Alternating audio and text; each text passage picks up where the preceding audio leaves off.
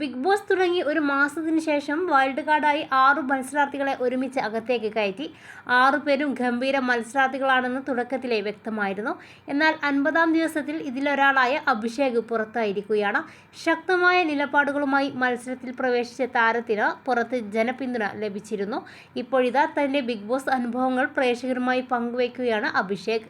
ഇതിനൊപ്പം ഇപ്പോഴത്തെ പ്രധാന സംസാര വിഷയമായ ഗബ്രിയെയും ജാസ്മിനെയും കുറിച്ചും അവരുടെ ബന്ധം സത്യമാണോ എന്നും ഒരു മാധ്യമത്തിന് നൽകിയ അഭിമുഖത്തിൽ താരം വ്യക്തമാക്കിയിരിക്കുകയാണ്.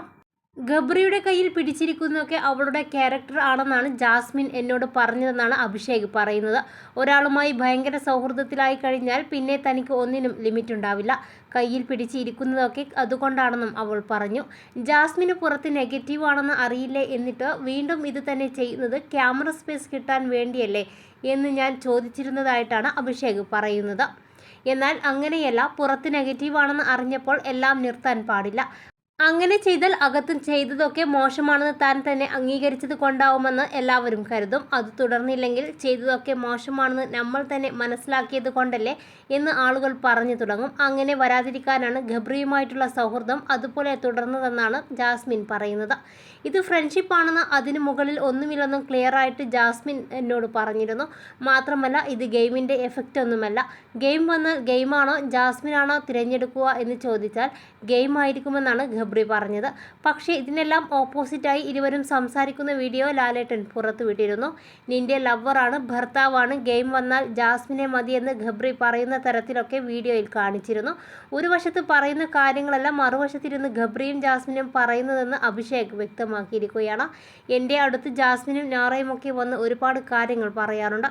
അതൊക്കെ എന്നോടുള്ള ഇഷ്ടം കൊണ്ട് പറയുന്നതല്ല. അവരെക്കുറിച്ച് പുറത്തുള്ള ആളുകൾ അറിയണം. ജനങ്ങളിലേക്ക് കാര്യങ്ങൾ എത്തിക്കാൻ വേണ്ടിയാണ് അവരൊക്കെ എൻ്റെ അടുത്ത് വന്ന് സംസാരിച്ചത്. അത് കേൾക്കാൻ പറ്റുന്ന ഒരാളെ കിട്ടിയപ്പോൾ ബൊമ്മ പോലെ പിടിച്ചിരുത്തി. ഇതൊക്കെ എപ്പിസോഡ് കണ്ടതിന് ശേഷമാണ് എനിക്ക് മനസ്സിലായത്. പലരും മുന്നിൽ കളിക്കുന്നത് പോലെയല്ല, പിറകിൽ മാറിയിരുന്ന് പറയുന്നതെന്നും അഭിഷേക് കൂട്ടിച്ചേർക്കുന്നു. ജാസ്മിനും ഗബ്രിയും അവരുടെ ഗെയിമിന് വേണ്ടി അങ്ങോട്ടും ഇങ്ങോട്ടും ഒരുപോലെ ഉപയോഗിക്കുന്നുണ്ട്.